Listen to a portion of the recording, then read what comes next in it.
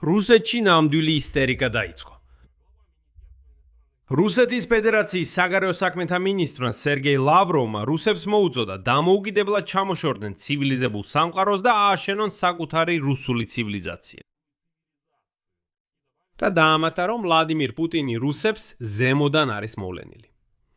მისი თქმით, რუსეთს პუტინის ხელით თავად ღმერთი მართავს. ხოლო მისი სმის მეგობარი დიმიტრი მედვედევი აცხადებს, რომ თუ რუსეთის სპეციალურ სამხედრო ოპერაციაში დამარცხლება, მაშინ თავად რუსეთი უბრალოდ აღარ იარსებს. ამიტომ ყველა რუსმა უნდა წავიდეს და პუტინისა და რუსეთის სახელით მოკვდეს. და ეს ყველაფერი რუსეთის ფედერაციაზე მიმდინარე დართმების ფონზე ხდება. 29 ივლისის ღამეს უკრაინულმა ძალებმა ბოლკვირების ერთ-ერთი ყველაზე ფართო გეოგრაფიული მასშტაბის დართმა განახორციელეს.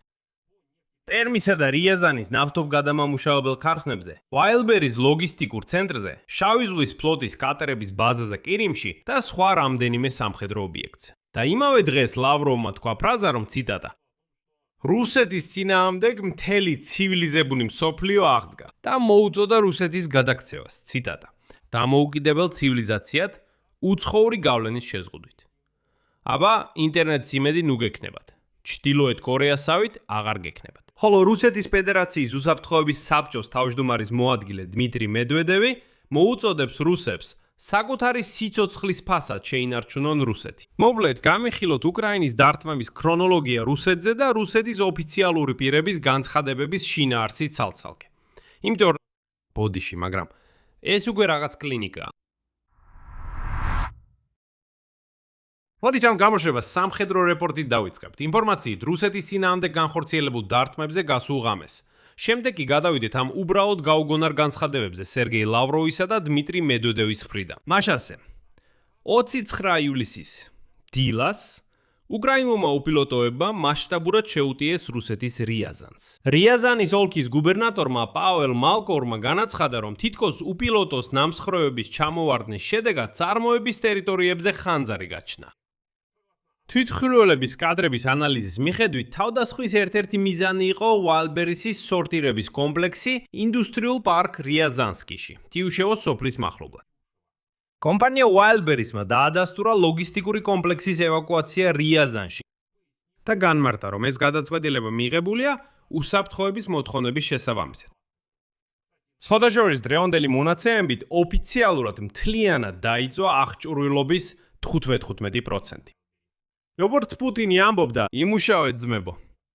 მეორე სამიზნე რიაზანში გახდა რიაზანის ნავთობგადამამუშავებელი ქარხანა, რომელიც როსნეფტის სტრუქტურაში შედის.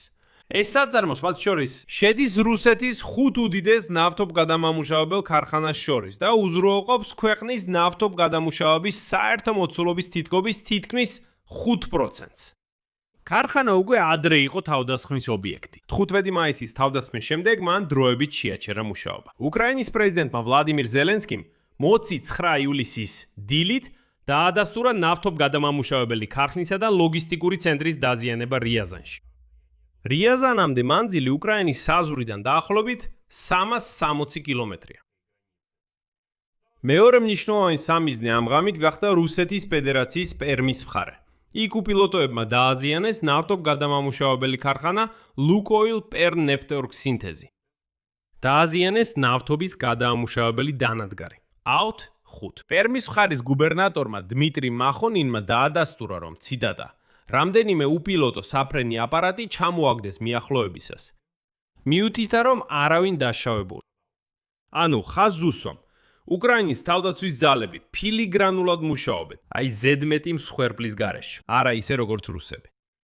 ლუკოილ პერნეფტეორგსინთეზი შედის რუსეთის 10-ის ათუმსხვილეს ნავთობგადამამუშავებელ ქარხანაში და არის ლუკოილის მეორე ყველაზე დიდი ქარხანა სიმძლავრით, ნიჟეგოროდის შემდეგ. წლის განმავლობაში ეს ქარხანა ამუშავებს დაახლოებით 13 მილიონ ტონა ნავთობს.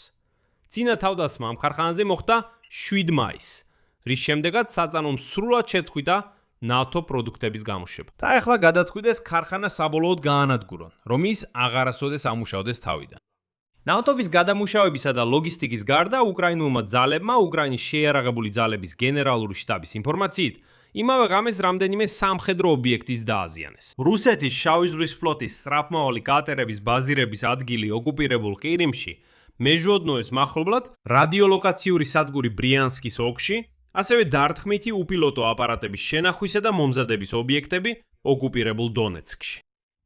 რუსეთის ფედერაციის თავდაცვის სამინისტრომ განაცხადა, რომ რუსეთის 10-ზე მეტ რეგიონსა და ოკუპირებულ ყირიმში 295 უკრაინული უპილოტო აპარატი იქნა ჩამოგდებული. აქ მნიშვნელოვანია აღინიშნოს, რომ უკრაინის შეიარაღებულმა ძალებმა წლევანდელი წლის დასაწყისიდან პრაქტიკულად ყველა მსხვილი რუსული ნავთობგადამამუშავებელი ქარხანა დააზიანეს. რის გამოც ავტობენზინის წარმოება ივლისის დასაწყისში რუსი მომხმარებლების ზაფხულის საშუალო მოხმარების 65%-მდე დაეცა. დარტყმების სერია Wildberries-ის ლოგისტიკურ ცენტრებზე 18 ივლისიდან მიმდინარეობს და უკვე შეეხო საწყობებს მოსკოვის ოლქში, ტამბოვის ოლქში, კრასნოდარში და სტავროპოლის მხარეში. სხვათა შორის ყირიმშიც Wildberries-ის საწყობი დაიცვა. ნავთობის გადამუშავების ობიექტებზე დარტყმებისა და ევროკავშირის ახალი სანქციების ფონზე. განსაკუთრებულ ყურადღებას იმსახურებს იმფრებს ინფორმაცია იმის შესახებ, თუ როგორ აადაპტირებს რუსეთი თავის საექსპორტო ლოგისტიკას. რუსეთმა მკვეთრად გაზარდა ნავთობის გადაზიდვები ჩრდილოეთის ყინულოვანი ოკეანის გავლით. ევროპის ქვეყნების მიერ ტანკერების დაკავების შემდეგ, რომლებსაც ახლა ნებადართული აქვთ, ამოიღონ ტვირთი არალეგალური რუსული ტანკერებიდან, ჩრდილოვანი ფლოტიდან და უბრალოდ გაყიდონ იგი. ეხლა ევროკავშირის ყველა ქვეყანას აქვს ასეთი უფლება. ხედავენ ჩრდილოვანი ფლოტის ტანკერს. მათ ახლა უბრალოდ აწყობთ მისი დაკავება. დააკავეს. ბორტზე არსებული ნავთობი გაყიდეს, ფული იშოვეს, გემი გადააგდეს, უბრალოდ გადაყარეს და მორჩა. თუ რუსებს მოუნდებათ, წაიღონ. თუ არ მოუნდებათ, კონფისკაციას გაუკეთებენ. არ ვიცი, ლითონზე დაჭრიან და მაგითაც ფულს იშოვიან. ეხლა რუსები ცდილობენ ევროპას გვერდი აუარონ. მიუხედავად იმისა, რომ ვლადიმირ პუტინი გუშინ გმირულად მოუწოდეთ და თავის გადარჩენილ სამხედრო საზღვაო ფლოტს გაბედულად დაეცვა ეს ტანკერები ევროპელი, როგორც თვითონ ამბობდა მეკობრეებისგან. ის ამბობდა, ნახეთ, ყველაფერი, რასაც ევროპა აკეთებს ტანკერებთან, ეს მეკობრეობაა. რუსეთის სამხედრო საზღვაო ფლოტს შეუძლია იქ ევროპელები დააკავოს.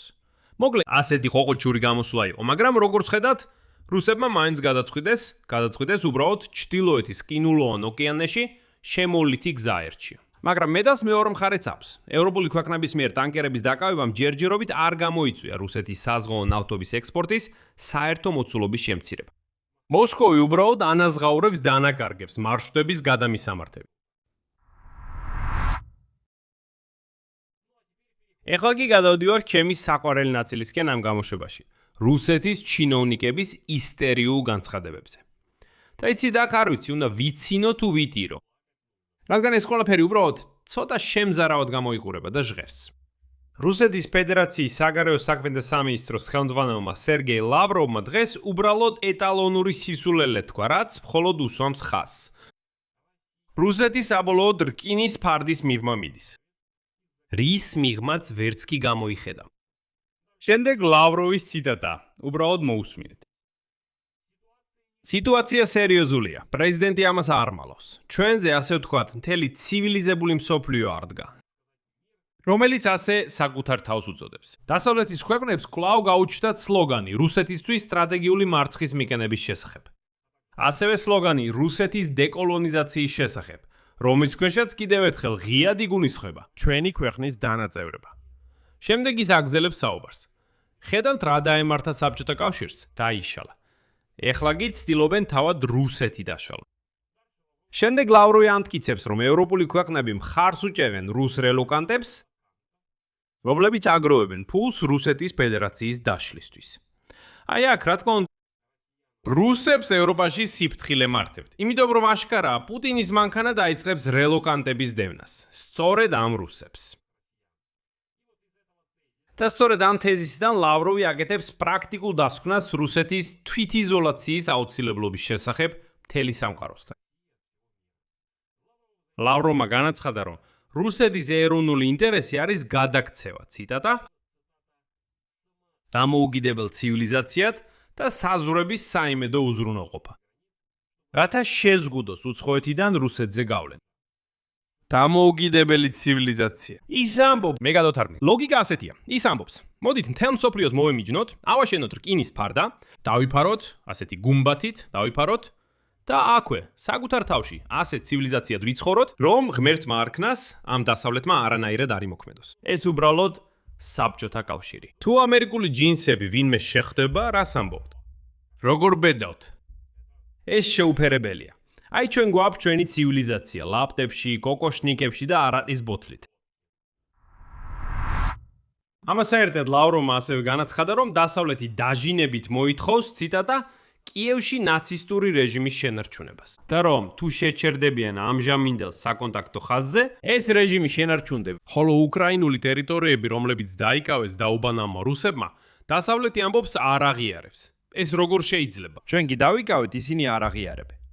ამასთან ლავროვმა დაუშვა, რომ და შემდეგ ციტატა, დასავლეთი განსაკუთრებით კი ევროპა ასე ოდესმე მოეგებს გონს და მზად იქნება თანასწორად დააწყოს ურთიერთობები. მაგრამ მისი თქმით, იმ დროისთვის რუსები უნდა ცხოვრობდნენ უზარმაზარი კედლის მიღმა და საკუთარი ცივილიზაცია აშენ. და იმავე ინტერვიუში ლავროვმა მოუწოდა რუსეთს, ციტატა, უფრო სწრაფად გაბრაზდეს საკუთარ თავზე. ამტკიცებდა, რომ ბრაზი ყველაფერში აჩქარებს, მათ შორის ფრონტზეც. ანუ ის ამბობს, გცემენ და თქვენ უნდა გაბრაზდეთ. და ცალკე განცხადებაში სერგეი ლავროვმა განაცხადა, რომ რუსეთს ხურადღება ზემოდან ეხმარებიან ეს ვლადიმირ პუტინის პრეზიდენტად დანიშნოს დაუკავშირა. ის ამბობს, ეს ღვთიური ჩარევა. ეს თავად ღმერთმა მოახდინა გავლენა, რომ ვლადიმირ პუტინი რუსეთის პრეზიდენტი გამხდარიყო. თუ ფიქრობ, რომ ვაჭარბებ ან ხუმრობ, იპოვეთ ეს ინტერვიუ, წაიკითხეთ, გადადით ჩემს Telegram არხზე, იქ სპეციალურად მოვიყვან ყველა ამ ციტატას. და ეს საერთოდ საშინელება. ლავროვმა კიდევ ერთხელ გაიმეორა, რომ ვლადიმირ პუტინი რუსებს ზეცამ გამოუგზავნა და რომ რუსეთს ვლადიმირ პუტინის მეშვეობით, ციტატა, პირდაპირ ღმერთი მართავს, რომელმაც დაამტკიცა სპეციალური სამხედრო ოპერაცია უკრაინაში. უკაცრავად, მაგრამ ეს უკვე სრული კატასტროფაა ამხანაგებო. მართლა საშინელია იმის გაცნობიერებით ცხოვრება, რომ არსებობს ასეთი ქვეყანა, ასეთი ხალხი. მაგრამ შემდეგ სერგეი ლავროვმა წარმოუდგენელი ციტატა თქვა. თითქოს იმაში, რომ ახლა ნავთობგადამამუშავებელი ქარხნები და Wildberries-ის საწყობები იწვის მთელ რუსეთში, დასავლეთია დამნაშავე. ვლადიმირ პუტინი ამბობს, ასე ომს არ გეგმავდა. ამბობს, რუსებო, არ იფიქროთ, ეს ჩვენი ბრალი არ არის. პუტინს არ უნდოდა, რომ ასე ყოფილიყო. ის ამბობს, ომს ნორმალურად გეგმავდა. ისე რომ რუსებს არ ეგრძნოთ. აი ის რაც თქვენ გძნობთ, დასავლეთის ბრალია. ციტატა ლავროვისგან. სპეციალური სამხედრო ოპერაცია დაიწყეთ იმ პირობებში, როდესაც საზოგადოება იყო მშვიდი, კომფორტული, მთლიანობაში კმაყოფილი თავისი ცხოვრების დონით. და ისიც რომ ეს დასავლეთსაც არაცნობდა ფაქტია. ეს დასავლეთია. მათ არ სურდათ, რომ ჩვენი საზოგადოება მშვიდი ყოფილიყო. მათ სურდათ, რომ ხალხი ხელისუფლების წინააღმდეგ გაემხედრებინათ. მათ პროვოკაციებს ამზადებდნენ. ისინი ვერ ახერხებენ პატიოსნად კონკურენციას. ისინი ყველაფერში ეშინიათ პატიოსანი კონკურენციის. და აი ლავროვის სიგიჟის პარალელურად. რუსეთის ფედერაციის უსაფრთხოების საბჭოს თავმჯდომარის მოადგილემ, რუსეთის მთავარმა ალკოჰოლიკმა დმიტრი მედვედევმა დღეს განაცხადა, რომ ციტატა, რუსეთის შენარჩუნება შესაძლებელია მხოლოდ სპეციალურ სამხედრო ოპერაციაში გამარჯვებით. და აქ უკვე აშკარად ჩანს რუსეთის საზოგადოების ტოტალური მობილიზაციისთვის მომზადება. მედვედევმა ადრე დაამატა, რომ თუ რუსეთი შეწყვეტს საბრძოლო მოქმედებებს, გამარჯვების მიუხდელად ქვეყანას ნაწილებად დაგლეჯენ და რუსეთი უბრალოდ აღარ იქნება რუსეთი. ფაქტობრივად, როგორც მე ვხედავ, ლავროვი და მედვედევი ერთსა და იმავე მელოდიას იმეორებენ. შედეგი 29 ივლისის ღამეს უკრაინულმა ძალებმა დარტმევი მიაყენეს ორ დიდ ნავთობგადამამუშავებელ ქარხანას, რიაზანსა და პერმში. ასევე Wildberries-ის ლოგისტიკასა და რამდენიმე სამხედრო ობიექტზე.